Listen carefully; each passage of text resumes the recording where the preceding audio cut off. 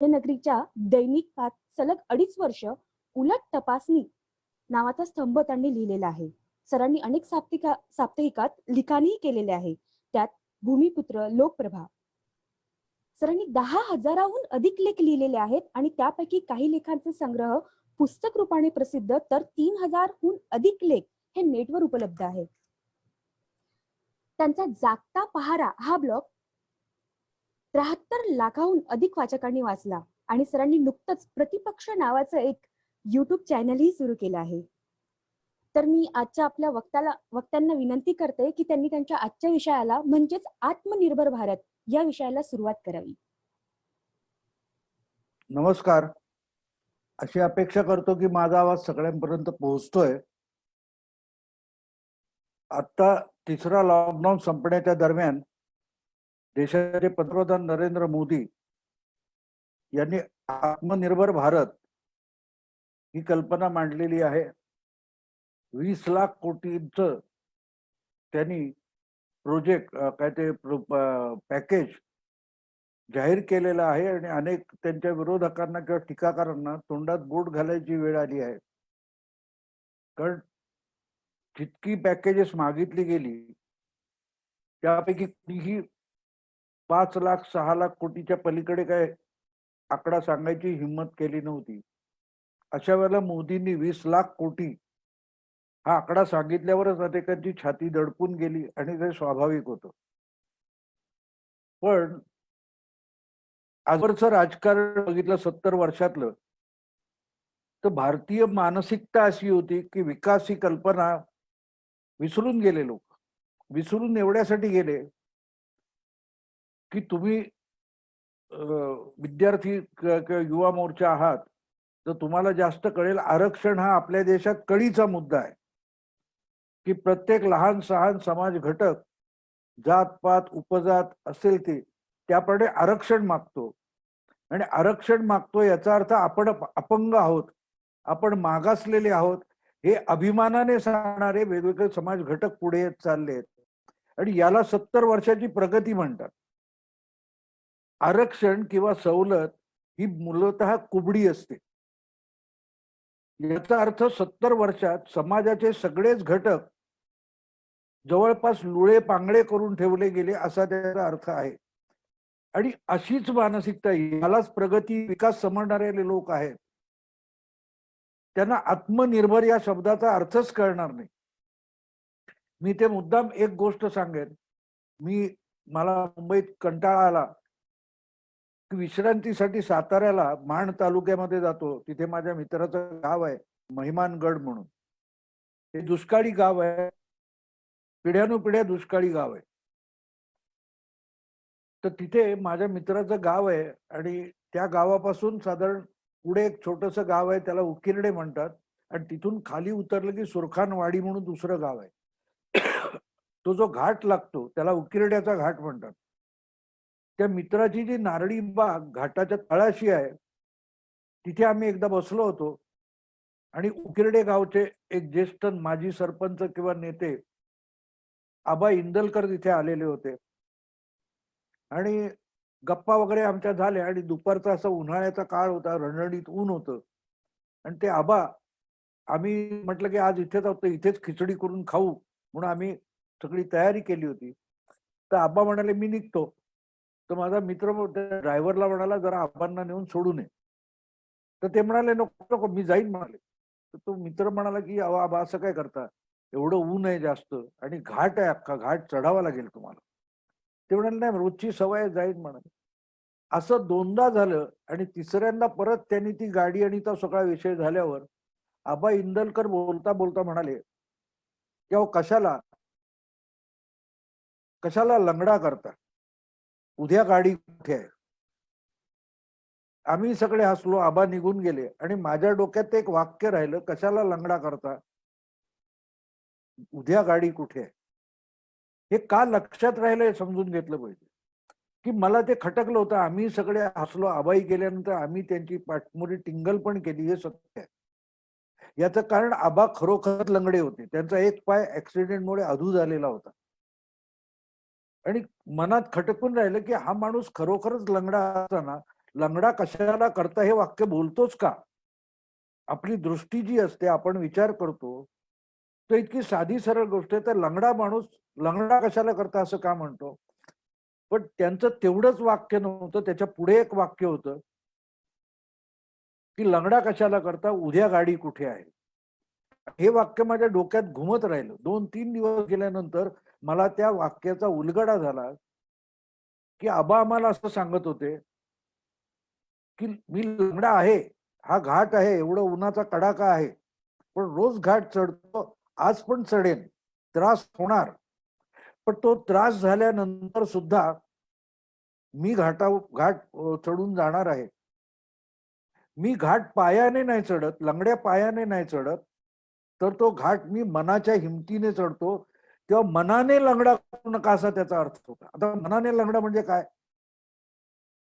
त्यांचं पुढचं वाक्य लक्षात घेतलं पाहिजे. ते म्हणतात, की उद्या गाडी कुठे आहे?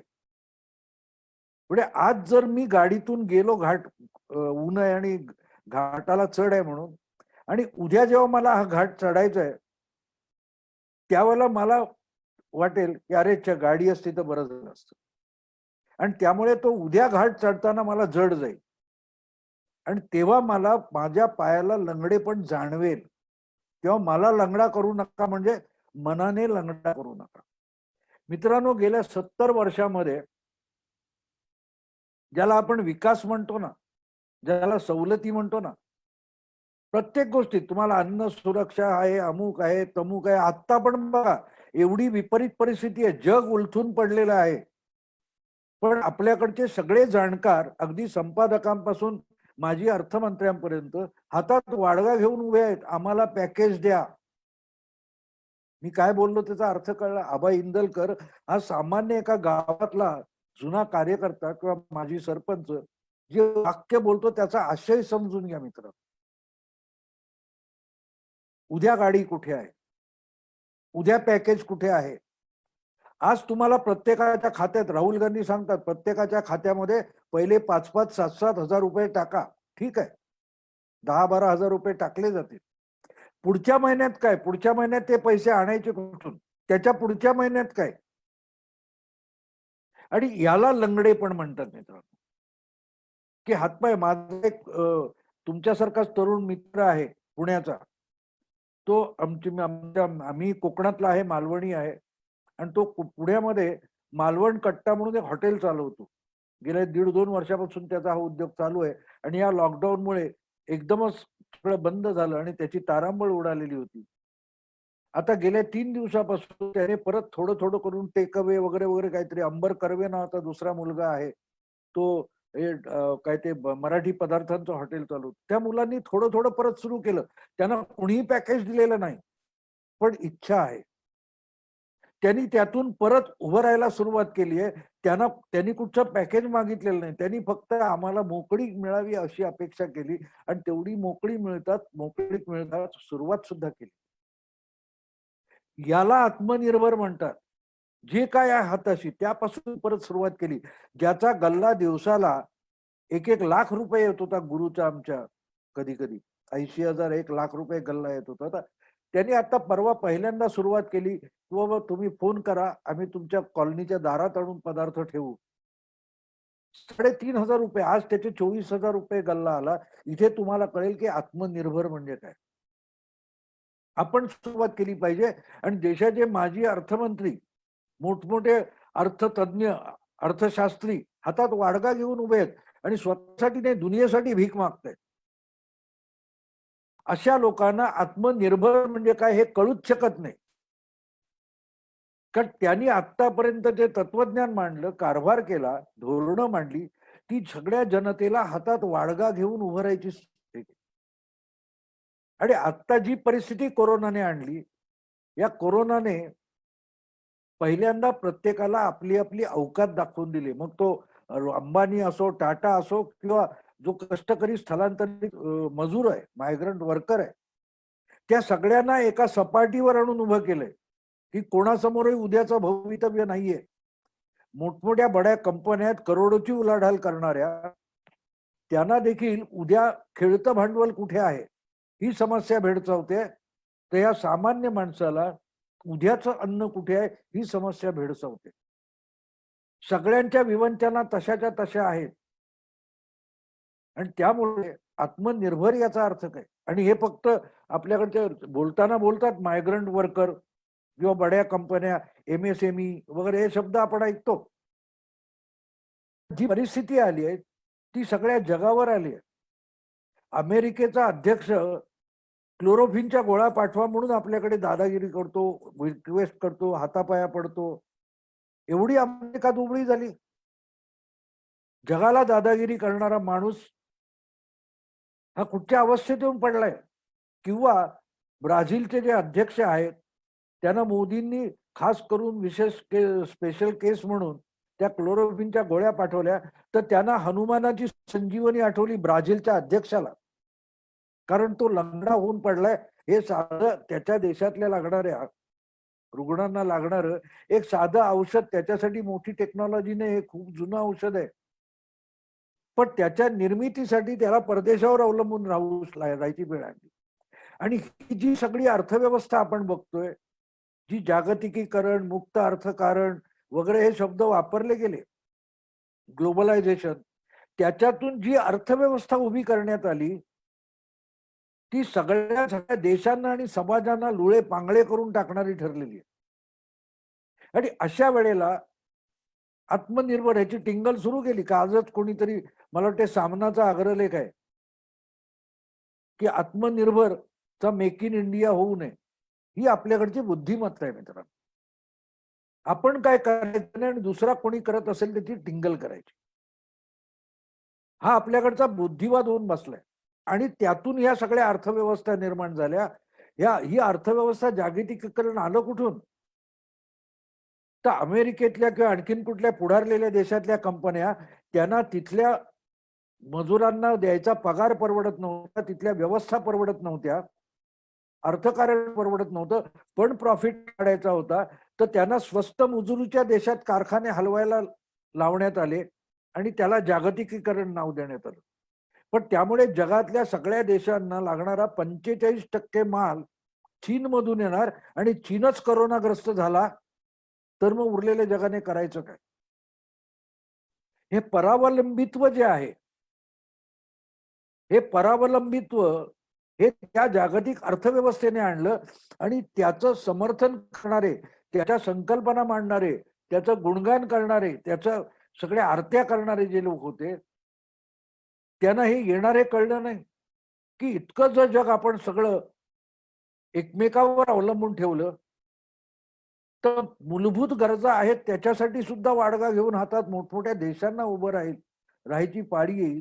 हे ज्यांना कळलं नाही ते आता पुढच्या अर्थव्यवस्थेचा पोरकटपणा सांगताय.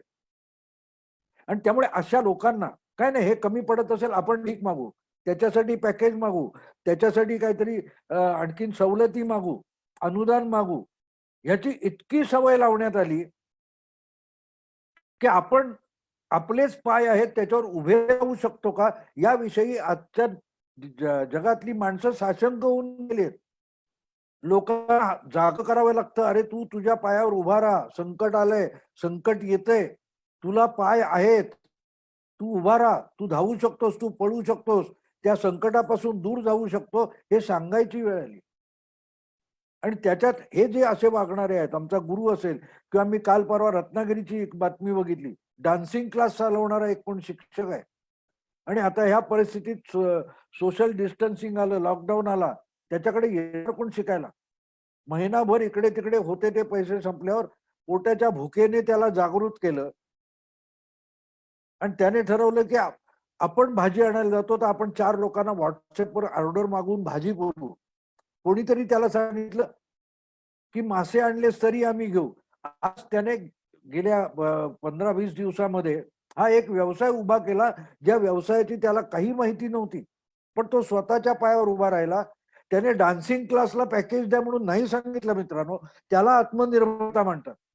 मोदी जेव्हा आत्मनिर्भरता म्हणतायत तेव्हा ते सांगतात मी कोंबड्या देईन, पॅकेज ही कोंबडी आहे, ती कोंबडी देईन. कोंबड्या ज्या असतात त्या सरकार किंवा कोणीही देईल, पण त्या कोंबड्या माणसाला चालवत नाही. कोंबड्या धरता तुम्ही काखेमध्ये आणि त्या टेकता तेव्हा काही क्षण त्या कोंबड्या तुम्हाला तुमच्या देहाचं वजन पेलायला मदत करतात, पण पाय हा टेकावाच लागतो. त्या कोंबड्या काही क्षण तुमचं वजन उचलतात आणि तुम्ही तो पाय पुढे टाकता, मग कोंबड्या उचलून पुढे नेता. एवढ्या पुरताच सवलतीचा आणि पॅकेजचा उपयोग असतो, पण पाय टेकावा लागतो आणि तो पाय टेकणं आहे ना, त्याला आत्मनिर्भरता म्हणतात. पण ज्यांनी आयुष्यभर पाय टेकलेच नाही, पाय आहेत हे सुद्धा जनतेनं आणि समाजाला समजवण्याचा प्रयत्न केला नाही, त्यांना मोदी काय म्हणतात हे कळणार नाही, अजिबात कळणार नाही. आत्मनिर्भरता म्हणजे काय असतं विचारतात, बरोबर आहे, कळणार नाही. कारण आत्मनिर्भरता ही आतून यावी लागते आणि ती प्रत्येक सजीवामध्ये असते, प्रत्येक सजीवामध्ये असते. 2 महिन्याचं मूल तुम्ही 2 दिवसाचं जन्माला आलेलं बाळ असतं ना, ते पाण्यात टाका, ते पाणी तोंडात जाईल म्हणून हातपाय हलवायला लागतं. 2 दिवसाचं बालक असतं. फार कशाला मी एक त्या तुमच्या जिओ काय तर नॅट जिओ वगैरे अशा ज्या वाहिन्या आहेत, त्याच्यावर एक हे बघितलं होतं. जिराफाची मादी असते, ती बाळंत होते. तर जिराफ, कल्पना करा, तो तुम्हाला अंदाज येईल की जिराफ हे केवढं उंच प्राणी आहे तो. आणि ती व्यायली आणि तिचं बाळ जवळजवळ 7, 8, 10 फुटावरून खाली पडलं जमिनीवर. ते बाळ, कोवळं बाळ, पिल्लू, ते आदळलं जमिनीवर. ते झाल्यानंतर 1-1.5 मिनिट त्या आईने जाऊ दिलं आणि त्याला सणसणीत लाथ मारली, ते मूल हातपाय हलवत नाही म्हणून. तेव्हा ते गडबडलं पिल्लू आणि हातपाय हलवायला लागलं, पण ते पायावर उभं राहत नव्हतं. परत 1-1.5 मिनिट गेल्यानंतर परत तिने एक लाथ मारली पाठची आणि ते कसं बसं धडपडत उभं राहायला लागलं. तिसरी लाथ मारल्यावर ते उभं राहिलं आणि ते पूर्ण उभं राहतं हे बघितल्यानंतर त्या मातेने जवळ येऊन त्याला दूध कुठे प्यावं हे हळूहळू शिकवलं. पण ती माता आहे, तिने नुकतंच आपल्या पिलाला जन्म दिला होता, पण ती लाथ मारते. मला ते बघून विचित्र वाटलं की काय आहे? हे जिराफ मादी त्या बालकाची आई आहे, पिल्लाची, ती लाथ का मारते? आणि मग जेव्हा त्यांनी कॉमेंट्री सांगितली तेव्हा मला कळलं की ती त्याला शिकवते की ह्या स्वापदांनी जर धडक घातली तर तुला पळता आलं पाहिजे. पळताना तुला मी नाही वाचवू शकत, तुला पायावर उभा राहता आलं पाहिजे, तरच तू स्वतः या जगामध्ये जगू शकशील. नाही तर आई तुला वाचवू शकत नाही. याला आत्मनिर्भरता म्हणतात. छोट्या जीवामध्ये, कुठच्याही सजीवामध्ये ती आत्मनिर्भरता उपजत असते. जसजशा सवलती, सुविधा, उपकरणं येतात, तसतसे आपण अनेक बाबतीत लंगडे होऊन जातो आणि आपण त्याच्यावर विसरून राहायला लागतो. आज तुम्ही बघताय टीव्हीवर दाखवताय, लॉकडाऊन मध्ये अनेक सेलिब्रिटी आहेत, त्यांच्याकडे 4-4, 10-10 नोकर असतात. आज ते नोकर येऊ शकत नाही, तर त्या सेलिब्रिटीज देखील आपली आपली भांडी घासतायत, जेवण करतायत, शिजवतायत काहीतरी. इतके दिवस त्यांना माहिती होतं नाही, जाणवलं नाही कधी. पण पोटाला भूक लागते म्हटल्यानंतर बरोबर कामाला लागतात आणि त्याला आत्मनिर्भरता म्हणतात. त्याला आत्मनिर्भरता म्हणतात. आणि ती जेव्हा एका व्यक्तीची असते, एका कुटुंबाची असते. आज कामं, वेगवेगळ्या गोष्टी मी ऐकतोय टीव्हीवर की नवरा हे काम करतो, मुलं ते काम करतात, आई हे काम करतं. प्रत्येकाने आपली कामं वाटून घेतलेत आणि मोलकरीण घरात येत नसेल, होम काय ते घरची डोमेस्टिक हेल्प नसेल, तर प्रत्येक जण आपापल्या परीने जबाबदाऱ्या वाटून काम करत होता. समाजाच्या बाबतीत तेच असतं. आपण हजारो वर्ष ऐकत आलो. आपल्याकडे गावगाडा नावाचा एक शब्द वापरला जातो. तो काय होता? की गवंडी आहे, तो घर बांधायला वगैरे मदत करायचा. त्याच्या बदल्यात शेतकरी पिकलेलं धान्य त्याला द्यायचा. ही आत्मनिर्भरता होती. ही आपल्याकडे स्वयंभू होती. ही जी ब्रिटिशांची सत्ता आली आणि त्याच्यानंतर एक एक करून ते मोडीत काढलं गेलं, चलन आलं आणि आपण त्या चलनावर अवलंबून राहत गेलो आणि खरी संपत्ती विसरून गेलो. खरी संपत्ती विसरून गेलो. आपली खरी व्यवस्था विसरून गेलो. अर्थात नवी व्यवस्था टोटली चुकीची असं मी म्हणणार नाही. पण आपण पगारावर, विम्यावर इतके अवलंबून राहत गेलो. सरकारी, मग त्याच्या पुढे आलं सरकारी पॅकेज किंवा अनुदान, आरक्षण. हे इतकं आपल्याला लंगडं करत गेलं की आपण विसरून गेलो आणि किती लवकर विसरून जातो ह्याचा एक गावातला अनुभव सांगेन मी. मी जिथे तुम्हाला सांगितलं त्या महिमानगड गावी जातो, तिथे कुंभार म्हणून एक कुटुंब आहे, त्यांच्या घरात एक खोली घेऊन मी माझा संसार मांडलाय. मी 4-5 दिवस विश्रांतीसाठी जातो. त्यांनी 3-4 वर्षापूर्वीची गोष्ट आहे की त्यांनी तिथे पाण्याचे हाल होते आणि स्टँड जवळ जे बोर मारलं होतं तिथून पाणी भरून आणावं लागत होतं. मग सायकलला कळशा वगैरे लावून ते पाणी आणायचे. त्यांनी त्याच्याकडे कुठे स्पॉट मिळाला तिथे बोर मारलं आणि बोरचं पाणी यायला लागलं आणि सगळे खुश झाले. चला पाण्याची कटकट संपली. ती काय 3-4 कुटुंब तिथे राहत होती, त्यांची ती सोय झाली. पण एक साधारण 2-3 आठवड्याने अशी परिस्थिती आली की आत सोडलेली मोटर असते त्याच्यात काहीतरी बिघडलं आणि ती काढावी लागली. ती काढली, तो मेकॅनिक आला होता, ते कोण असेल तो ते दुरुस्त केलं आणि ते परत सोडलं. तर ती मोटर सुरू करायची तर तिला वरून पाण्यात बुडवावी लागते आणि म्हणून एक 8-10 कळशा तरी 8-10 बादल्या त्याच्यात वरून पाणी ओतणं आवश्यक होतं आणि ते तर कोणी साठवून ठेवलं नव्हतं. त्यांना परत एकदा ती सायकल त्या कळशा काढून स्टँडवर जाऊन हँडपंपचं पाणी काढून आणावं लागलं. तर त्यांनी ते इतके कंटाळून गेले होते, म्हणजे 2 ते 3 आठवड्यामध्ये ते पाणी रोज आणत होते. ते 4-5 फेऱ्या मारून आणत होते. त्यांना एकदा ते पाणी आणायचं देखील कंटाळा आला. कशा सुविधा आपल्याला लंगडं करतात बघा मित्रांनो. मी तिथे होतो. मी त्यांना म्हटलं, "अरे 3 आठवड्यापूर्वी तुम्ही असंच पाणी आणत होता ना. मग आत्ता काय झालं?" मग ते एकमेकावर ढकलत होते म्हणून हे छानपण त्यांना मला शिकवावं लागलं. मुद्दा असा आहे मित्रांनो, की नव्हतं तेव्हा मैलोगणती आज देखील इगतपुरीची परवा मी बातमी बघितली. 4-5 मैलावरून डोक्यावर कळशा घेऊन याही परिस्थितीत माणसं पाणी आणतात. मग बोर मारल्यावर 1 महिन्यामध्ये आपली सवय जाते ना, आपण लंगडे होतो. आपण आत्मनिर्भर असतो, ते आपण स्वतःहून सोडून देतो आणि तिथे मग आपलं परावलंबी होणं सुरू होतं. याचा अर्थ या सुविधा नसाव्यात असं मी म्हणत नाही. पण आपली क्षमता विसरता कामा नये. आपण दुसऱ्यावर किती अवलंबून राहावं आणि त्यांनी नाकारलं. तुम्हाला माहिती आहे कोरोना सुरू झाला आणि त्यानंतर आपल्याला काय ते पीपीई किट्स पाहिजे त्या आपल्याकडे नव्हत्या. त्या चीनमधून आणल्या, त्या फॉल्टी निघाल्या. त्या चाचण्या घ्यायच्या, त्याच्यासाठी लागणारे जे काय चाचणीसाठी टेस्टसाठी लागणारी उपकरण होती ती आपल्याकडे नव्हती. ती चीनकडून आणली, ती फॉल्टी निघाली. पण आपल्याकडे बनवायची क्षमता नव्हती, होती मित्र, होती. याचं कारण 1 मार्च रोजी भारतात पीपीई सारखं काय ते बनतच नव्हतं आणि आज जवळजवळ काहीतरी 25-30 हजार काल मी ऐकलं. 25-30 हजार पीपीई किट्स आपल्याकडे बनवल्या जात आहेत. मास स्केलवर प्रोडक्शन सुरू झालं. मग आपण आधी का बनवत नव्हतो? हे आपल्याला लागलं तर आपल्याकडे असलं पाहिजे याचा विचारच झाला नाही आणि तो विचार करण्याला आत्मनिर्भर म्हणतात. आज पण झालं, लागलं आपण चीनकडून मागू. आता देखील तुम्हाला सांगतो, अनेक उद्योग असे आहेत की ज्याच्यासाठी आपण चीनवर अवलंबून आहोत किंवा आणखी कुठच्या परदेशी व्हेंटिलेटर. अवघ्या ते लॉकडाऊनचा आपल्याकडे परिस्थिती सुरू झाली आणि 15 दिवसात महिंद्रा वगैरे काही कंपन्या पुढे आल्या आणि त्या म्हणाले आम्ही व्हेंटिलेटर बनवू आणि त्यांनी ताबडतोब आपले शास्त्रज्ञ अमुक अमुक कामाला लावले आणि 15 ते 20 दिवसात भारतीय व्हेंटिलेटरचं मॉडेल तयार केलं. याला आत्मनिर्भर म्हणतात. ते आत्मनिर्भर हा टिंगलीचा विषय नाही. टिंगल ते करणार ज्यांना परावलंबीपणाची सवय आहे, ज्यांना लंगडं राहायचीच सवय आहे. कोणीतरी उचलून मला नेलं पाहिजे. आणि मग हे एवढं येतं की मी तुम्हाला गहू पुरवला तर तो म्हणणार हे दळून कोण देणार? दळून दिलं तर ते पीठ मळून कोण देणार? मळून दिलं तर त्याच्या चपात्या कोण लाटणार? भाकरी कोण धपटणार? झालं तर भाजून कोण देणार? म्हणजे हळूहळू चावून कोण देणार इथपर्यंत, पण पचवून कोण देणार? इतके लंगडे होत जातो आपण.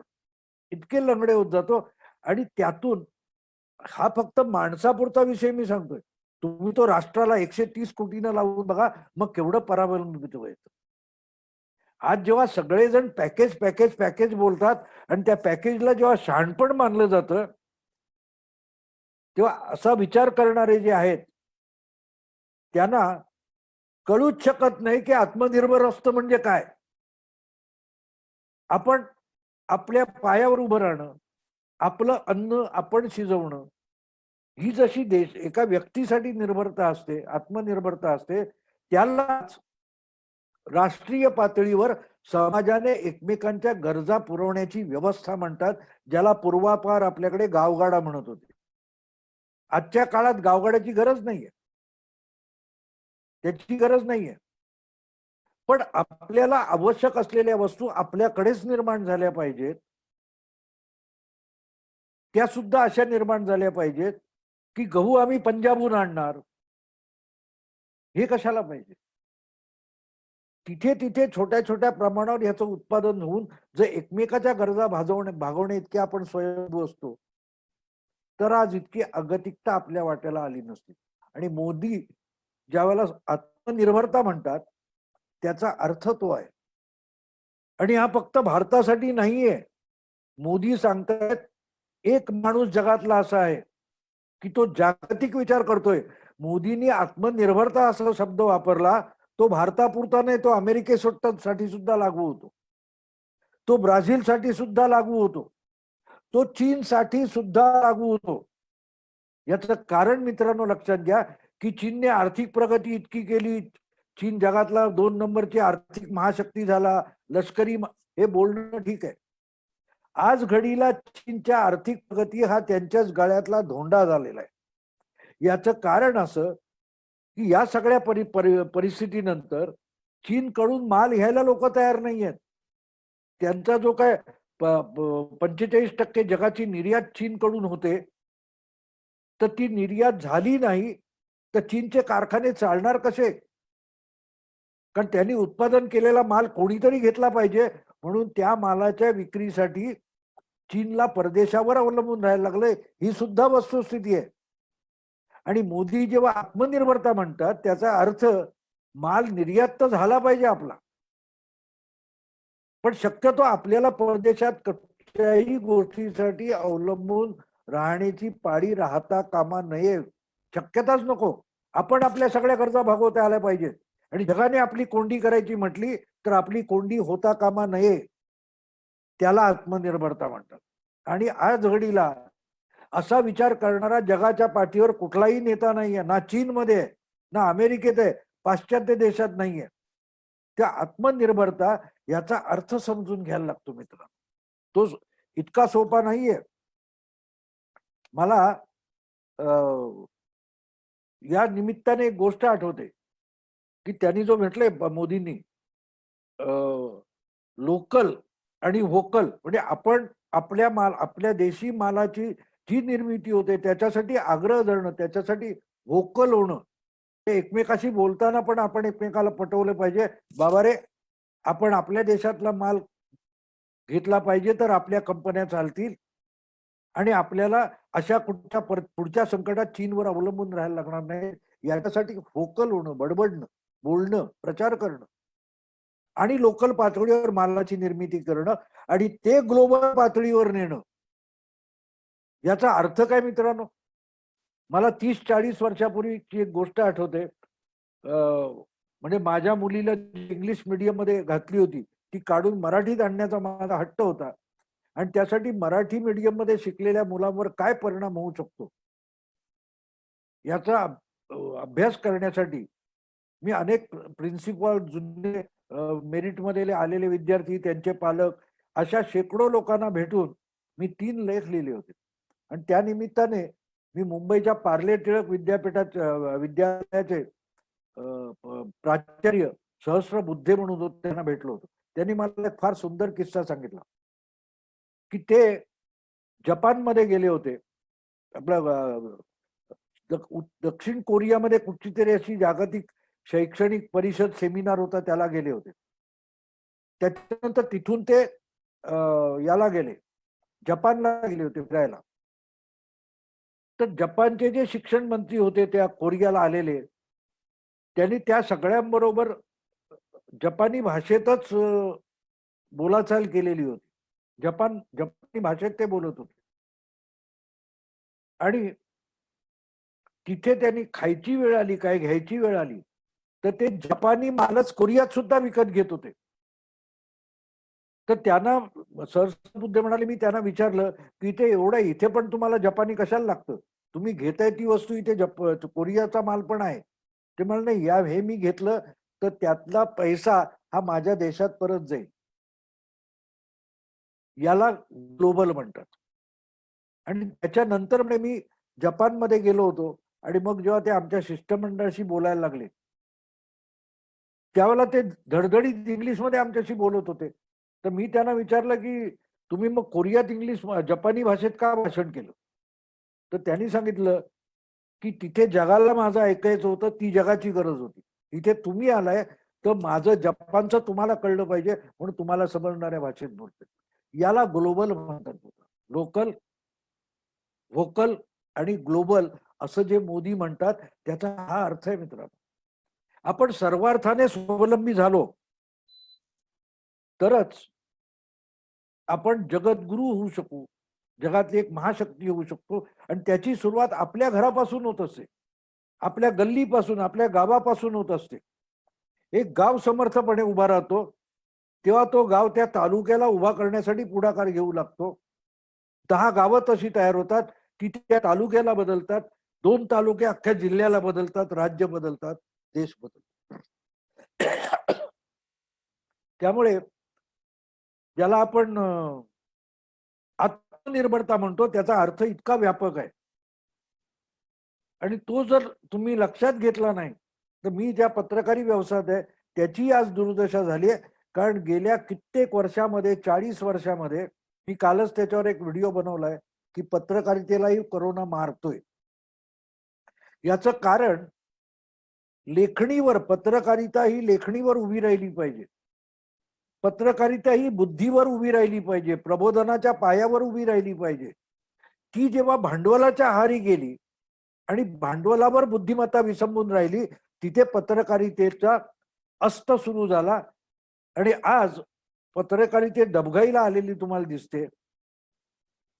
बोललं जात नाहीये, पण मोठ्या प्रमाणावर कोरोना नंतर मोठमोठ्या मीडिया हाऊसेस आणि नावाजलेल्या वर्तमानपत्र आणि चॅनेल मधून अनेकांना कामावरून काढून टाकण्यात आले, राजीनामे द्यावे लागले.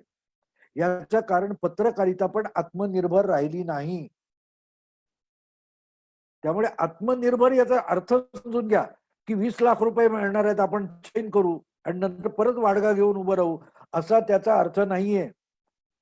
हे जे 20 लाख कोटी रुपये आहेत हे अशा रीतीने पेरले जाणार आहेत, वाटले जाणार आहेत की त्यातून रोजगार आणि स्वयंभूता रुजवली जाईल आणि अख्खा देश इतका आत्मनिर्भर होईल की तो नव्या संपत्तीचं, नव्या अर्थकारणाचं, नव्या अर्थव्यवस्थेचं निर्माण करील.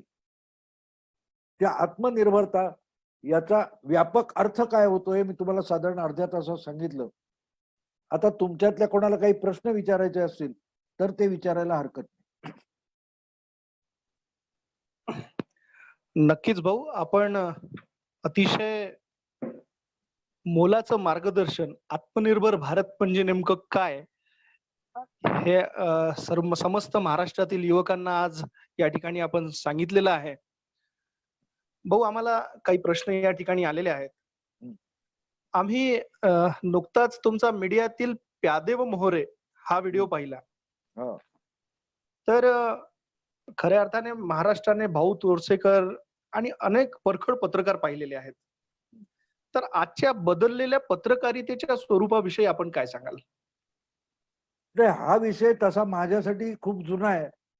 30 वर्ष मी पत्रकारितेतल्या ह्या दुष्प्रवृत्तींविरुद्ध सातत्याने लिहित आलेलो आहे. 96 साली जागता पहारा नावाचा एक दिवाळी अंक मी एक टाकी काढलेला होता आणि त्याच्यात मी भाकीत केलं होतं की अजेंडा पत्रकारिता, पेड न्यूज आणि अशा ह्याच्यातून पत्रकारितेची विश्वासार्हता संपत चालली. आज पत्रकारितेला भांडवल हा विषय घाबरवत नाहीये. पत्रकारितेची विश्वासार्हता संपली. तुम्ही 2014 साली नरेंद्र मोदींनी लोकसभेत प्रचंड विजय मिळवला. 8 लोकसभा निवडणुकांनंतर पहिल्यांदा एक पक्षाला कुठेतरी बहुमत मिळालं लोकसभेत. 84च्या लोकसभेनंतर एकदम 2014च्या निवडणुकीत एका पक्षाला बहुमत मिळालं आणि हे मिळालं हा फक्त काँग्रेसचा पराभव नव्हता असं म्हटलं जातं की काँग्रेसचा पराभव झाला किंवा मोदी काँग्रेस मुक्त भारत असं म्हणाले. त्याचा अर्थ समजून घ्या. काँग्रेस मुक्त भारत याचा अर्थ काँग्रेस पक्षाला हरवून संपवणं असा नाहीये. तो पक्ष आहे, पण काँग्रेस नावाचा एक एन्व्हायरमेंट आहे, काँग्रेस नावाची एक लॉबी आहे, काँग्रेस नावाची एक संस्कृती आहे, ती संपूर्ण भारतीय जीवनाला व्यापून उरलेली आहे. आणि त्यामुळे आणि मला आठवतं तेव्हा की 26 मे रोजी मोदींचा शपथविधी पहिल्यांदा पंतप्रधान म्हणून शपथविधी झाला. ती तारीख 26 मे 2014 होती. आणि त्या दिवशी हिंदू नावाच्या दैनिकामध्ये शिव विश्वनाथन या सोशिओलॉजीच्या प्राध्यापकाचा एक लेख आला होता आणि अतिशय प्रामाणिक लेख होता. हा माणूस कडवा मोदी विरोधक आहे, सतत मोदींवर टीका केली. त्या लेखाचं हेडिंगच काय होतं मी सांगतो, बाकीचा आशय सांगायची गरज नाही. त्यांनी म्हटलं होतं की how Modi defeated liberals like me. माझ्यासारख्या उदार मतवाद्याला मोदींनी कसे हरवले हे त्या लेखाचं शीर्षक होतं. आता प्रश्न असा येतो की जो माणूस निवडणुकीलाच उभा राहिलेला नाही, जो कुठल्याही पक्षात नाही, त्याला निवडणुकीतून मोदी कसं काय हरवू शकतात. तर त्याने सांगितलेलं जो लेखात मांडलेली भूमिका लक्षात घ्या.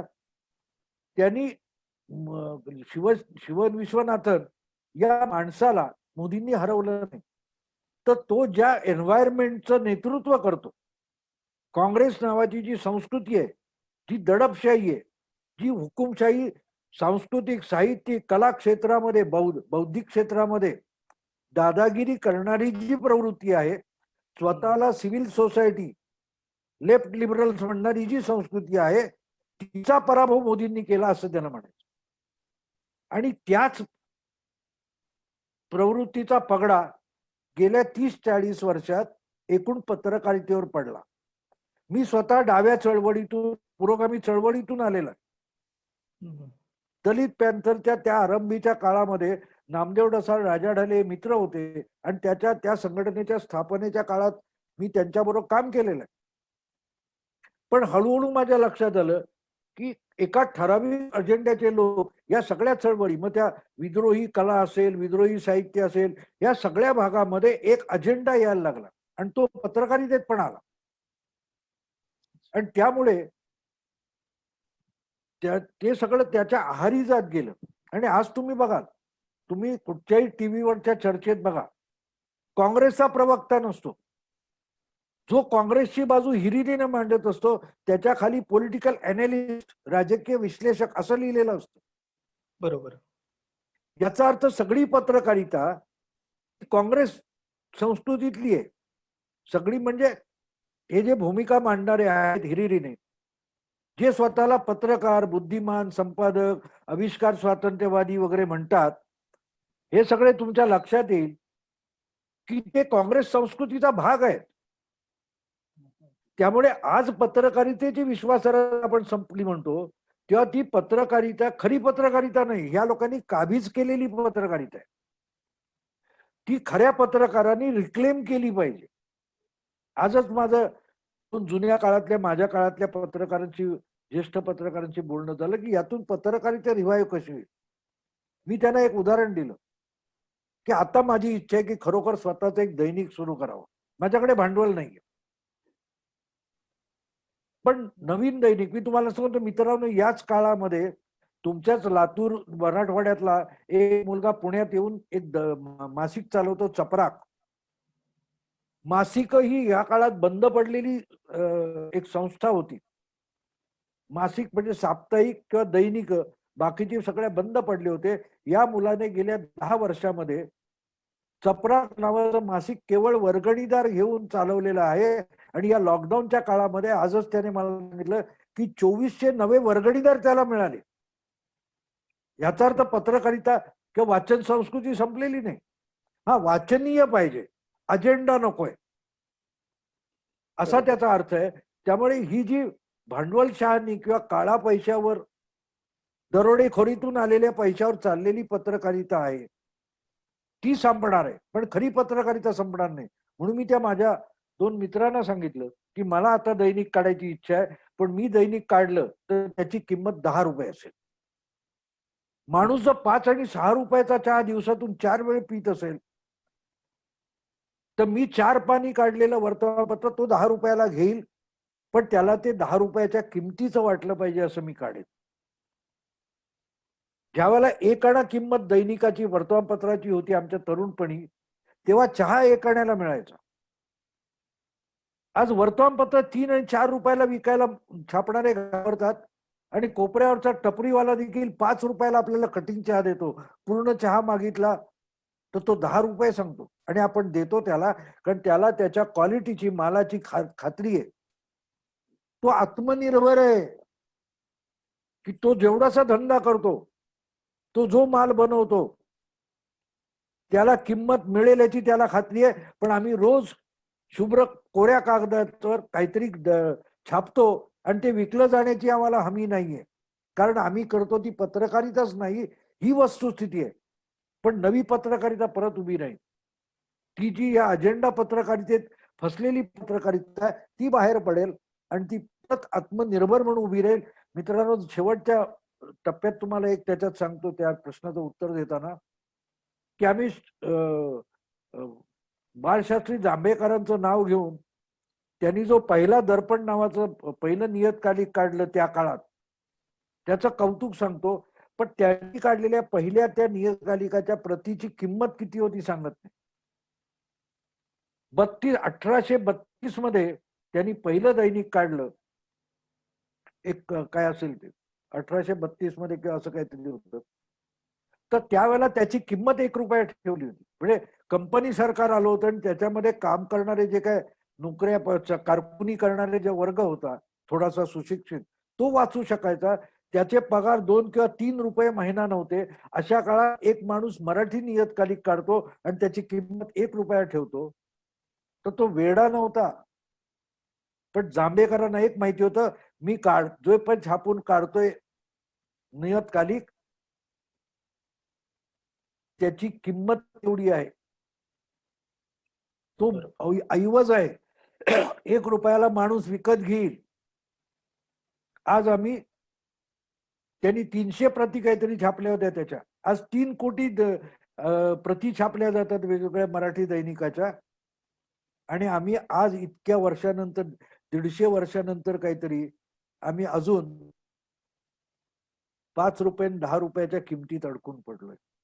त्या रुपयाची किंमत बघा, जेव्हा पगार 3 आणि 5 रुपये होते आणि आज पगार किती आहे आणि त्याच्यात दैनिकाची किंवा वर्तमानपत्राची किंमत बघा, मग तुम्हाला कळेल किंमत कसली घसरली. किंमत त्यातल्या मजकुराची घसरली, कागदाची नाही. कागद आज सुद्धा वाढीव किमतीत घ्यायला लागतो. तेव्हा पत्रकारिता डबघायला आली याचं कारण ती काळ्या पैशावर विसंबून राहिली, आत्मनिर्भर राहिली नाही, बुद्धिवाद आत्मनिर्भर राहिला नाही, त्याचा तो परिणाम आहे. बरोबरच. भाऊ, आपण अगदी परखडपणे पत्रकारिता क्षेत्रामधून असल्यानंतर परखडपणे पत्रकारितेबद्दल आज या ठिकाणी बोललात आणि त्यावर प्रकाश टाकला की कशा प्रकारे आजची पत्रकारिता कशा प्रकारे कुठे कुठल्या वाटचालीला चाललेली आहे. भाऊ, आम्हाला एक असा प्रश्न आहे की आधी फक्त प्रिंट मीडिया होतं, नंतर इलेक्ट्रॉनिक मीडिया आलं आणि त्यानंतर आता सोशल मीडिया सुद्धा आलेला आहे. तर वाचकांचा जो कल आहे तो कमी झालेला आहे आणि social media, WhatsApp, Facebook, Instagram याच्यावरती जे काही बातम्या चालतात, या बातम्यांच्या अनुषंगाने काही फार मोठ्या अफवा सुद्धा पसरवण्यात येतात. म्हणजे आपण बघतो की आता कोरोनाच्या या काळामध्ये एवढ्या अफवा पसरवण्यात आल्या की सरकारला काही काही ठिकाणी जिल्हाधिकाऱ्यांना आणि सरकारी यंत्रणेला आदेश काढावे लागले की आता आम्ही गुन्हे दाखल करू आणि हे सगळं. तर सोशल मीडियाने पत्रकारितेवर कशा प्रकारे म्हणजे आपण कसं विश्लेषण कराल की हे प्रिंट मीडिया, इलेक्ट्रॉनिक मीडिया आणि आता त्यानंतर आलेला सोशल मीडियाचा काळ, आपण कसं विश्लेषण कराल, कसं बघता आपण याच्याकडे? एक गोष्ट लक्षात घ्यायची कायम, की आपल्याला पाणी असेल तर पाऊस पाहिजे आणि पाऊस पडला की लहान अधिक मोठ्या प्रमाणात पूर येणार. बरोबर. ते गढूळ पाणी येणार, त्याच्याबरोबर पालापाचोळा येणार, त्याच्याबरोबर कचरा येणार. तो स्थिरावेपर्यंत थांबायला लागतं. आपण त्याला टाळून पाणी नाही मिळवू शकत. तलावामध्ये जेव्हा पाणी येऊन साचतं किंवा धरणामध्ये साचतं, त्याच्याबरोबर प्रचंड गाळ येतो. ते पिण्यालायक नाही असंच आपण म्हणणार. पण जेव्हा ते स्थिरावतं, एखादा आपण प्रिंट मीडियामध्ये हा उद्योग नव्हता का, अनेक ब्लू काय ते चावट मासिकं निघायची, हे सगळं होतं. पण लोक किती घेत होते. बरोबर. पोलिसांनी कायद्यांनी त्याला अडवता आलं नाही. आणि ही जगण्याची एक लक्षात, आता करोना पण जाणार नाही. आपल्याला करोनाला नको असलेला शेजारी म्हणून घेऊन जगावं लागणार आहे. मग आपल्याला आपल्या मर्यादा राखाव्या लागतात. आपल्या हाताला नख आहेत, पायाला नख आहेत, डोक्यावरचे केस वाढतात, दाढी वाढते. आपण ती उपटून टाकू शकत नाही दाढी, आपण नख उपटून टाकू शकत नाही. कारण काही प्रमाणात त्याची उपयुक्तता सुद्धा असते. तशी नख कापावी लागतात, केस कापावे लागतात. तसा हा सगळा जो प्रकार आहे, आपण तुम्ही ज्याला म्हणता की सोशल मीडियाचा गैरवापर होतो, तो होणार. पण हळूहळू त्यातली मजा संपून जाते. एक लक्षात ठेवा, स्त्री देह हा अतिशय आकर्षक आणि सुंदर असतो. पण ज्यावेळेला तो पूर्ण नग्न करून दाखवला ना, की नंतर आणखी नग्न करायला काही राहत नाही. या मर्यादा पाळतात तोपर्यंत त्याचं आकर्षण असतं. तसंच ही गोष्ट लक्षात ठेवायची की ह्याचा अतिरेक होणार आणि नंतर अशा गोष्टींकडे आपोआप दुर्लक्ष होणार. काही आंबट शौकी त्याच्यात रमतील. पण म्हणून सोशल मीडिया चुकीचं आहे असं मी म्हणत नाही. किंबहुना तुम्ही माझ्यापर्यंत आलात, नाही तर मी मुख्य प्रवाहातल्या मीडियातून बहिष्कृत पत्रकार होतो. मी 50 वर्ष पत्रकारिता म्हणून केलेली आहे. पण 10 वर्षापूर्वी भाऊ तोरसेकर तुम्हाला कोणाला माहिती होता? माहिती नव्हता. मोजका कधीतरी मी विवेक मध्ये लिहिलं, मार्मिक मध्ये लिहिलं, छोट्याशा पेपर मधून मी काम करत होतो. पण मुख्य प्रवाहात मला कधी घेतलं नव्हतं, कारण मी परखड आहे, मी निर्भीड आहे, मी अजेंडा जुमानत नाही. पण मला प्लॅटफॉर्म, तुम्हाला माहिती आहे पुण्यनगरीत लिहित होतो, माझा कॉलम खूप लोकप्रिय झाला होता. पण राजकीय दबावाखाली तो बंद करण्यात आला. पण दरम्यान सोशल मीडिया आला आणि मला त्याच्यात काही टाईप वगैरे करायला जमत नव्हतं. पण तुमच्यातलीच काही मुलं माझ्याकडे आली आणि त्यांनी मला हे शिकवलं, टाईप करायला शिकवलं, ते फेसबुक वगैरे काय शिकवलं, ब्लॉग बनवून दिला आणि म्हणाले हे असं असं टाईप करून टाका. आणि मी एका महिन्यामध्ये ते पिकअप केलं आणि आज मी सोशल मीडियामध्ये माझा ब्लॉग गेल्या 7-8 वर्षामध्ये जवळजवळ 1 कोटी, 1.25 कोटी वाचला गेला. आज तुम्ही मी प्रतिपक्ष नावाचा चॅनेल आता नव्याने सुरू केलाय, लॉकडाऊनच्या काळामध्ये घरी आहे म्हणून. गेल्या जवळजवळ 5 आठवड्यामध्ये त्याला सबस्क्रिप्शन जवळजवळ 45,000 मिळेल. इतका अल्पावधीत लाख लाख लोक व्ह्यू करतात त्याचे. याचा अर्थ चांगलं ऐकायचं लोकांना. ते सोशल मीडियाने आणलं ना. युट्यूब असो किंवा गुगल असो, काय तो तुमचा ब्लॉग असो, ब्लॉग स्पॉट असो किंवा फेसबुक असो, यांनीच मला तुमच्यापर्यंत नेऊन पोहोचवलं ना. बरोबर. त्यामुळे यातले दोष आहेत, ते वगळून पुढे जाता येईल की काय अडचण आहे. ते होणार, त्याची काळजी करू नका. हे बाजूला हे झालं की आपल्याला पिण्यायोग्य पाणी मिळणार किंवा सोशल मीडियातल्या अफवा काही काळ चालणार. हळूहळू आज लक्षात घ्या, तुम्ही ज्या सोशल मीडियात अफवा म्हणता, मग 2002 पासून गुजरातच्या दंगलीवर देशव्यापी जे ट्रोलिंगच चालू होतं नरेंद्र मोदी नावाच्या माणसाचं. बरोबर. खोट्या नाट्या वाटतील त्या अफवा पिकवल्या जात होत्या आणि ते मेनलाईन मीडियामध्ये येत होत्या. अगदी अलीकडे सोहराबुद्दीनच्या केसमध्ये आपण खोटी बातमी चालवली आहे, राजदीप सरदेसाईंनी कुठच्या तरी हैदराबादच्या काय कुठच्या कोर्टात लिहून माफी मागितली. मग ते ट्रोलिंग नव्हतं का? तो काय सोशल मीडिया होता, NDTV वगैरे नाही, तो मेनलाईन मीडिया होता. पण त्याच्यात पण अफवा येतच होत्या. म्हणून मोदींचं नुकसान झालं नाही किंवा सामान्य माणसाला हळूहळू काय कळू लागतं की तो 4 दिवस फसेल, पण 5व्या 6व्या 7व्या दिवशी त्याला सत्य ओळखता यायला लागतं. मला एक साधी गोष्ट सांगा की आज टीव्हीवरच्या चर्चा तुम्ही ऐकता बघता, बाकीचं सोशल मीडिया बाजूला ठेवा, अगदी मेनलाईन मीडियामध्ये बघता, त्याच्यामध्ये रवी श्रीवास्तव नावाचा एक माणूस तुम्हाला दिसतो. बरोबर. तो फक्त भाजपला शिव्या घालणं, मोदींना शिव्या घालणं या पलीकडे काही करत नाही. तुम्ही 1 वर्षापूर्वीचा त्याचा कोणी युट्यूबवर काढून बघा, तो शिवसेनेलाही शिव्या घालत होता. आता शिवसेना भाजप विरुद्ध बोलते म्हटल्यावर तो शिवसेनेचंही समर्थन करतो. अशा माणसाच्या कुठच्याही शब्दावर विश्वास ठेवू नये हे सामान्य माणसाला कळतं ना हळू. तो त्याच्यापासून दुरावतो. त्यामुळे लोक सत्य स्वीकारतात ना, तोपर्यंत आपण कळ काढली पाहिजे. मोदींनी या लोकांकडे बघणं, त्यांना उत्तर देणं, त्यांना कुठच्याही त्यांची पत्रकार परिषद घेणं पण बंद केल्यामुळे मोदींचं कुठलंही नुकसान झालं नाही. आणि मला वाटतं जेफरसन किंवा असा कोणीतरी आहे, त्याचं 200 वर्षापूर्वीच एक सुविचार मी वाचलेला आहे की मी महिनोन महिने वर्तमानपत्र वाचत नाही आणि आय एम वेल इन्फॉर्म्ड, असं त्यांनी 200 वर्षापूर्वी म्हटलंय, जेव्हा आपल्याकडे वर्तमानपत्र पण सुरू झाली नव्हती. हे वर्तमानपत्राविषयी म्हणतो. याचा अर्थ असा होतो की अजेंडा पत्रकारिता हे 200 वर्षापासून चालू आहे. सोशल मीडियात त्यापुढे दुष्प्रवृत्ती येणार. ते हिंदीत म्हणतात ना, गाव बसा नाही भिकारी पहिले आ गए. तसं असतं, घाण येणारच सगळीकडे. घाण सगळीकडे असणार, कारण माणूस आहे म्हणून घाण आहे. कुठच्याही जंगलामध्ये स्वच्छता राखा असं लिहिलं जात नाही. किंवा ही घाण येणार. तुम्ही माझ्या याच्यावर बघितलं तर शिव्या घालणारे असतात. तर त्यांच्याकडे लक्ष देण्याची गरज नसते. आपल्याला जे चांगलं करायचंय आणि त्यांना उत्तर देण्यात सुद्धा मी माझ्या प्रतिपक्ष बघितला, तुम्ही चॅनेल जो मी युट्यूब केलंय त्याच्या खाली मी कॉमेंट बंद ठेवले. म्हणजे येऊन शिव्या घालतात, त्या शिव्या घालायचं त्यांचा सगळा मुखभंग होतो ना. आता त्या मी बंद का ठेवल्यात, तर माझेही काही चाहते वगैरे आहेत, ते त्यांना उत्तर देत बसतात. मला वाटतं ती ऊर्जा त्यांच्यावर वाया घालवू नका ना. ज्यांना प्रश्नांचं किंवा प्रश्न विचारायचे नाहीत किंवा प्रश्न विचारण्यापेक्षा शिव्या घालायच्या, त्यांची ऊर्जा वाया जाऊ दे, तुम्ही तुमची ऊर्जा वाया घालवू नका. एवढं केलं आणि जनता, सामान्य जनता ते बरोबर करतं. नाहीतर जनता दोनदा या मतदाराने मोदींना चढत्या क्रमाने इतकं बहुमत दिलं नसतं. बोला. बरोबर.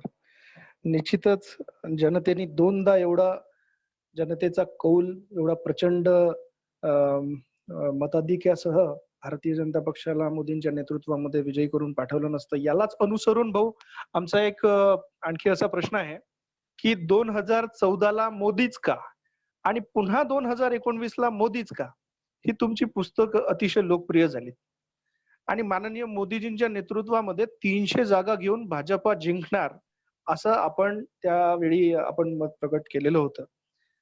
आणि जेव्हा निकाल येत होते निवडणुकीचे, तेव्हा तुम्ही केलेलं भाकीत किंवा तुम्ही प्रकट केलेलं जे मत आहे ते सत्यामध्ये उतरताना आम्ही बघितलेलं आहे. तर एवढा आत्मविश्वासाने आपण हे विश्लेषण कसं केलेलं होतं, कसं हे मत मांडलं होतं, आम्हाला हे नक्की आवडायला ऐकेल. नाही, ते एक गोष्ट लक्षात घ्या की याच्यात भाकीत असतात, म्हणजे काय, माझं एक आकलन असतं. ते मी आकलन एक सामान्य पत्रकार म्हणून मिळेल, फार मोठी काय माझ्याकडे बुद्धी आणि जे आहे तुम्हाला सांगतो निरागस. मी अजूनही एक लहान निरागस मूल आहे. आपण लहान मुलं जर बघितली तर ते झुरळाला उंदराला घाबरत नाहीत, आपण त्याला घाबरायला शिकवतो. नाही तर ते झुरळ हे शी पकडू नको, आपण त्याला हे त्यापासून अलिप्त करतो.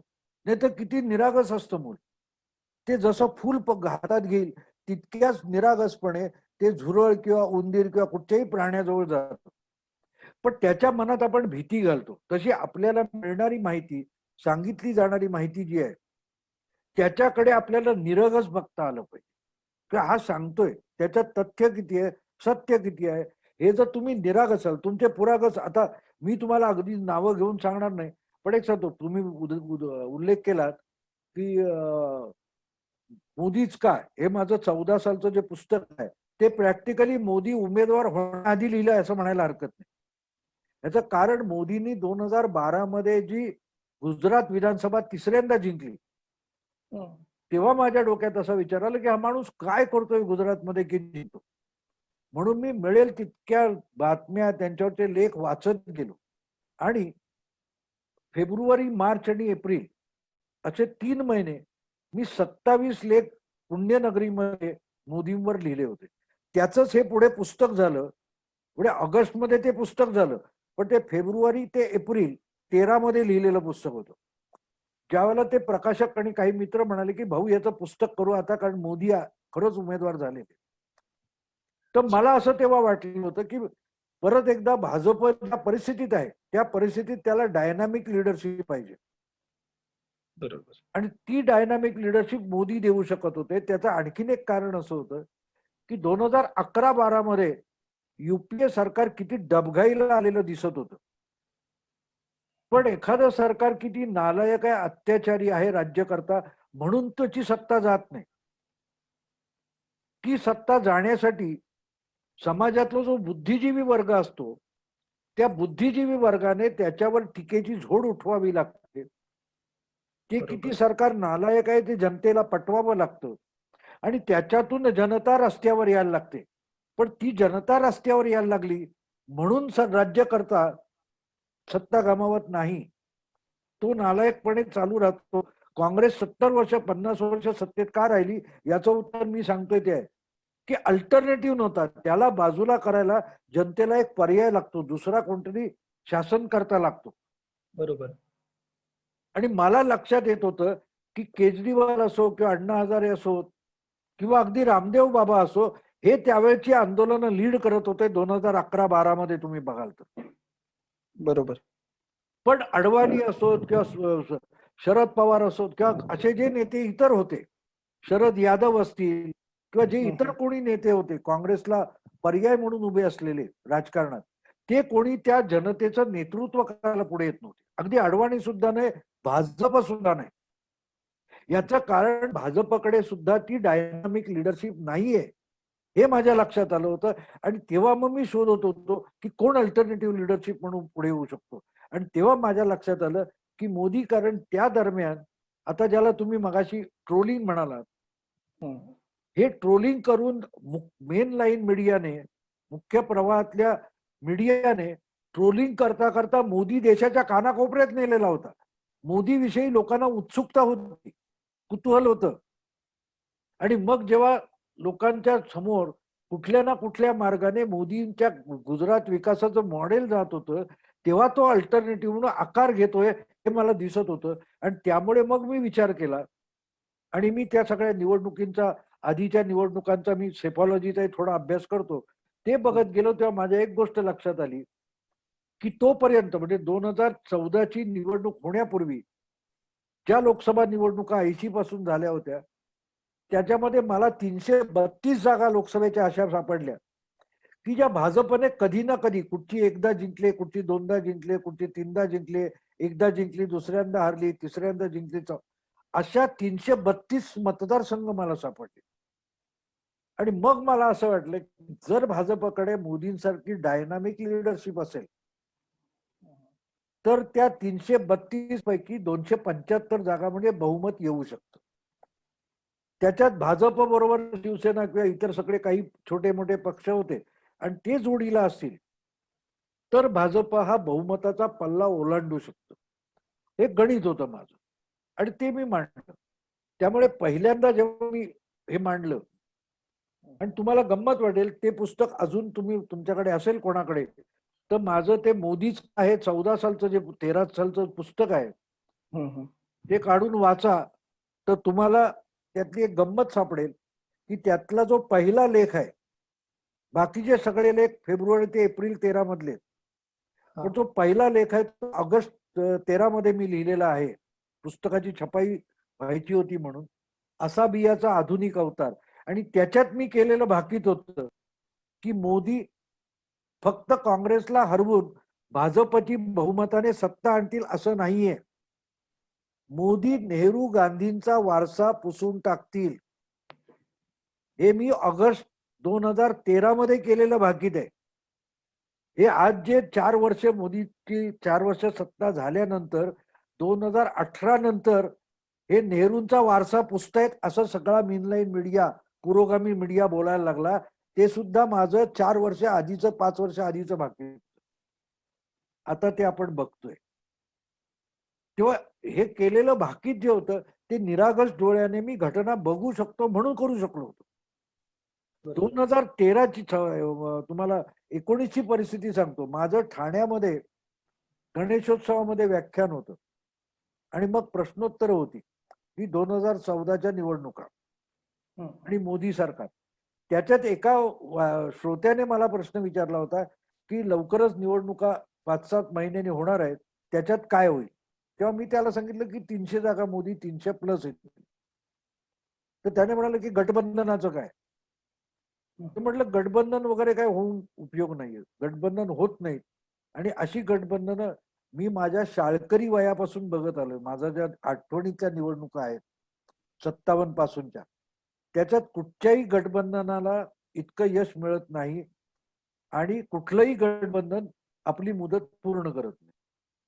आणि मग परत एकदा मी निवडणुकीचा जो अभ्यास केला होता तेव्हा मला साधारण 403 जागा लोकसभेच्या अशा सापडल्या होत्या की मोदी स्वबळावर त्याच्यात लढूनही 300 पार करू शकते.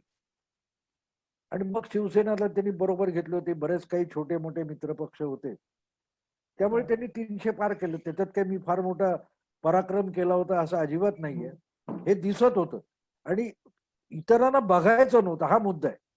म्हणजे हे निकाल 2019 लागल्यानंतर तुमचे कोणते योगेंद्र यादव वगैरे अशा मंडळी, शेखर गुप्ता याचा एक दिल्लीत सेमिनार झाला आणि त्याच्यात शेखर गुप्ताने कबूल केलं की आम्ही निवडणूक काळात जेव्हा फिरत होतो तेव्हा समोर दिसत होता, आम्ही बघायला तयार नव्हतो. कळला फरक? जे मी बघू शकत होतो ते त्यांनाही दिसत होतं, पण त्यांना बघायचं नव्हतं. एवढाच फरक आहे, बाकी काही नाही. आज सुद्धा तुम्ही निरागसपणे बघितलं ना तर हे तुम्हाला दिसेल. त्यांनाही कळतं ते खोटं बोलतात, पण अजेंडा काय करणार? अजेंडा आहे, खोटं बोलावं लागतं. त्याला पॉलिटिकल करेक्टनेस म्हणतात. मी पॉलिटिकली करेक्ट नसतो. सहसा मी नावडतं. अगदी तुम्ही माझं बघा की 2014च्या लोकसभेनंतर 2014च्या विधानसभा आणल्यानंतर भाजप किंवा खडसेंनी पुढाकार घेऊन युती मोडली तेव्हा माझ्या ब्लॉगवर तुम्हाला अजूनही मी भाजपला झोडपलेले लेख सापडतील. आणि मी त्यात सातत्याने लिहित होतो की याची किंमत भाजपला भविष्यात मोजावी लागेल. आज भाजपला ज्या राजकारणात महाराष्ट्रात मागे घ्यायची पाळी आली त्याची कारण मी तेव्हा लिहून ठेवलेली, आज नाही सांगत. आज मी ते तेव्हा शिवसेनेच्या लोकांना मी लोकप्रिय होतो. शिवसैनिकांना भाऊ महान विश्लेषक वाटत होता. उलट भाजपचे लोक हा कधीतरी मार्मिकचा संपादक होता, खाली कॉमेंट अजून सापडतील आहेत. तेव्हा भाजपला मी शिवसैनिक वाटत होतो. भाजपच्या जे सोशल मीडियातले उडणटप्पू आहेत असं मी म्हणेन, दोन्ही बाजूचे, त्यांना तेव्हा मी शिवसैनिक वाटत होतो. आता मी मोदीचा दलाल वाटतो. ठीक आहे, त्यांनी काही बिघडत नाही, माझं काही नुकसान होत नाही. याचं कारण तुम्हाला आणखीन एक सांगेन. तुम्ही माझ्या ब्लॉगवर जून 2018 मध्ये एक लेख सापडेल. त्याचं हेडिंग आहे चंद्राबाबूंची राजकीय आत्महत्या. चंद्राबाबूंनी एनडीए सोडली आणि मोदी सरकारवर अविश्वास प्रस्ताव आणला त्या दिवशी लिहिलेला लेख आहे. आज चंद्राबाबूंची अवस्था काय ती आहे आणि मी केलेलं भाकीत त्या लेखात तुम्हाला वाचतंय. मुद्दा असा असतो की निरागसपणे त्यांना नावडणारच मी लिहिलेलं. म्हणजे त्यावेळेला मी भाजपला नावडतं लिहिलं. चंद्राबाबू काय मराठी वाचत नाहीत, पण चंद्राबाबूंनाही नावडतं हे जर इंग्लिशमध्ये असतं तर त्यांनी मला नाकारलं असतं. आज शिवसैनिक नाकारतात. शिवसेनेला त्याची किंमत नजीकच्या काळात कळेल. पण मी सत्य लिहिलं पाहिजे, मी सत्य बोललं पाहिजे आणि ती पत्रकारिता असते. कारण यातून मी मतदाराला किंवा कार्यकर्त्याला प्रबोधन देत असतो, त्याला विचार करायला शिकवत असतो. आणि कुठल्याही पक्षाचा कार्यकर्ता असो किंवा मतदार असतो, तो जेवढा प्रगल्भ होईल तेवढी पर्यायाने लोकशाही प्रगल्भ होत असते. त्यामुळे मी केलेले अंदाज, आता एक अंदाज आहे, माझं पुस्तक विधानसभेच्या वेळेला पण आलं होतं की भाजप आपला महायुती 200+ जागा, 210+ जागा मिळवेल आणि चांगलं झालं तर 250 पर्यंत जागा मिळेल. आता त्याच्यावरून माझी टिंगल पण होते, पण ते हेडिंग बघतात, पुस्तक वाचत नाही. पुस्तकात एक प्रकरण असं आहे की तीही या युतीत भाजप आणि शिवसेना एकमेकाचे उमेदवार टांगा ओढून पाडण्याचे प्रयत्न करतील, हे पण मी लिहिले. आणि ते जर पाडले गेले नसते तर मग युती खरोखर महायुती 220, 230 पार करून गेली असती. पण टांगा ओढून सुद्धा त्या दोघांना मिळून 160-70 जागा मिळाल्या. तर जे आहे हे मला काय आवडतं हा भाग वेगळा असतो, पण माझं विश्लेषण हे काळाच्या निकषावर उतरलं पाहिजे याची मी काळजी घेतो, आणि त्यामुळे माझे अंदाज काही वेळेला बरोबर आलेले आहेत.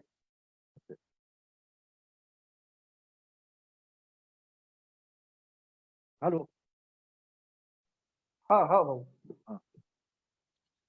नक्कीच भाऊ, आपण अगदी परखड मत आपलं या ठिकाणी व्यक्त केलं, आणि मोदीच का याचं विश्लेषण सुद्धा आपण पुन्हा या ठिकाणी एकदा केलेलं आहे. महाराष्ट्रातील युवकांना या निमित्त ते कळलं. भाऊ, भारतीय जनता युवा मोर्चा या सगळ्या कोरोनाच्या पार्श्वभूमीवर जे काही कार्य करीत आहे, याबद्दल आपली प्रतिक्रिया जाणून घ्यायला आम्हाला आवडेल. तर मी काय तुमचं काम बघायला मी घराबाहेर, कारण मी I am wrong side of the age, त्यामुळे मी बाहेरच पडू शकलेलो नाही. टीव्ही वरून माझ्यापर्यंत येतात ज्या बातम्या किंवा सोशल मीडियातून, तेवढं प्रत्येक जण आपापल्या परीने काम करतोय आणि अगदी छोट्या छोट्या संस्था करतात, आणि हीच तर वेळ असते. बरोबर. नेतृत्वाची कसोटी ही संकट प्रसंगात येते. त्यामुळे तुमची कुवत किती आहे तुम्हाला आत्ता कळत असते. म्हणून मी माझा तुम्ही परवाच हे केलं की शिवसेनेची कुवत किती आहे. मी जेव्हा काय ते परवा मी शिवसेनाच वाचवू शकेल असा माझा एक व्हिडिओ, त्याच्यात मी शिवसेनेलाच शिवसेनेच्या कुवतीची आठवण करून दिली आहे की ज्यावेळेला शिवसेना हा मोठा राजकीय पक्ष नव्हता, मुंबई पुरता मर्यादित होता, काही त्यांचे 40-50 नगरसेवक असतील, शाखा प्रमुख होते, हे लोक मुंबईतून उन्हाळ्याच्या सुट्टीत गावी जाणाऱ्या लोकांसाठी 3-3, 4-4 हजार बसेस, एसटी बसेस बुक करून त्यांची तिकीटं त्यांच्याकडून पैसे घेऊन शाखेवर एसटी बसेस उभ्या राहायच्या आणि त्याच्यात बसून सोडायचे. कंडक्टर नाही, बस जायची ड्रायव्हर घेऊन, आणि त्यांना गावात सोडून ती बस मुंबईला यायची. हे काम करून शिवसेना शकली होती. आज शिवसेनेचाच मंत्री परिवहन खातं सांभाळतोय, त्यांना पाहिजे तेवढ्या एसट्या मिळू शकतात, आणि तरी मुंबईत एसटीच्या डेपोमध्ये गोंधळ झालेला आहे. याचं बरोबर. कारण शिवसेना आपली कुवत विसरली.